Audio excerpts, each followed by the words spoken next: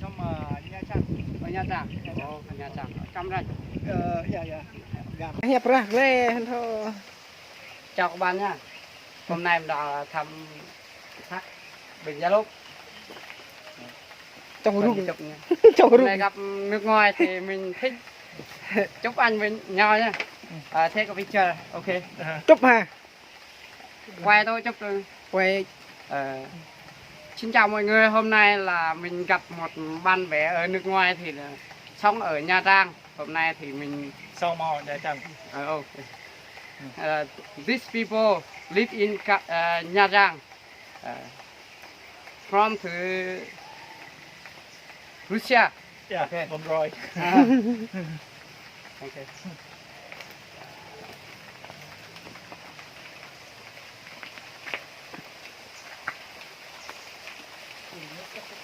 Давай это сфоткай. Не надо. А что ты такое говоришь? Смотри, как голос, как будто прединсультный. Да потому что с тобой может не Не, а в чем проблема-то? ты же не желаешь. Я не желаю, просто так, ну ты так говоришь, нормально надо.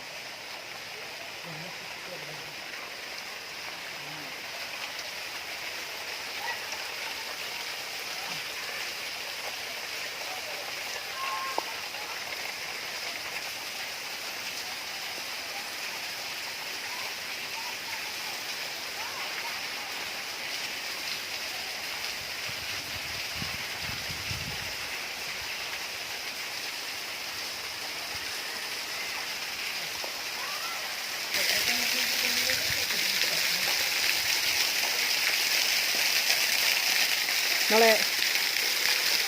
Chào mọi người, hôm nay mình đã gặp một người nước ngoài thì thích nói chuyện với người nước ngoài lắm, nhưng mà mình không biết nói tiếng Anh gì mà vừa nói tiếng phổ thông và nói tiếng Anh luôn. Mọi người theo dõi nhauเป็นlời thì nó mọi người xem về cái cây này thì nó quả đẹp như vậy.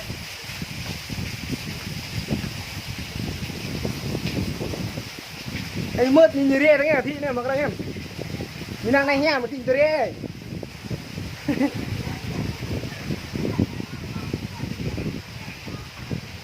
Tập nhảm đi. Cái này phải ra ư. Chú tôi phải ra chứ em. Đuổi em mèo. Nó mời nữa. Của em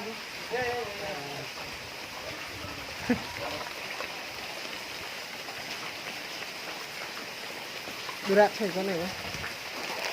Rồi nè hả nè nhìn. chụp đi cành nó chụp cái này. Quẹt. Thế lại đi thích.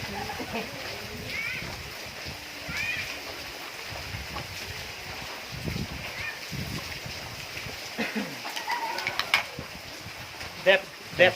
Đẹp lắm. Oh, beautiful. Yeah.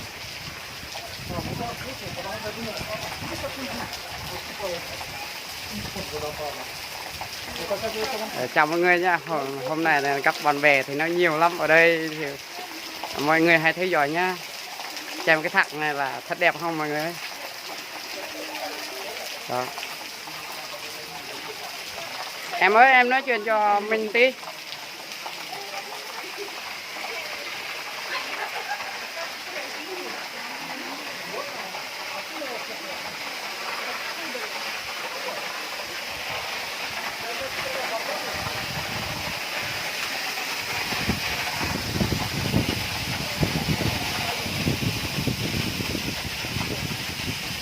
Ơi, hey. Xếp hàng là mình chụp cho hai vợ chồng đấy. Cái niệm. Memory. Ok. Ok.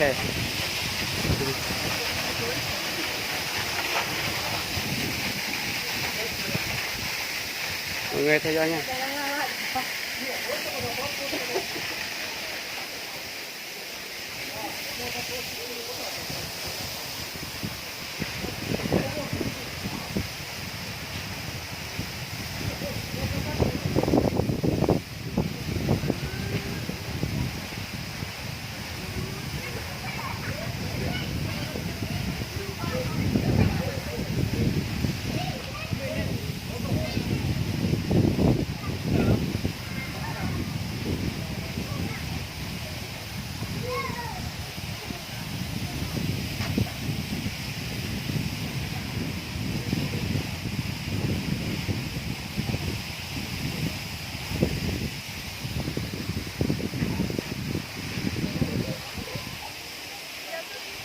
người xem tường đá này đẹp không mọi người ơi? Đó, tường đá thật là đẹp.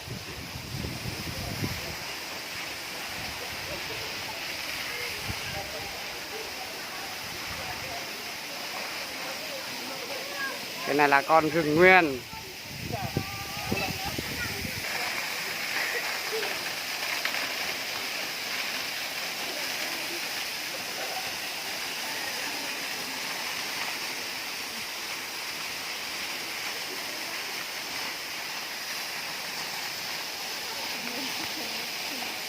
А?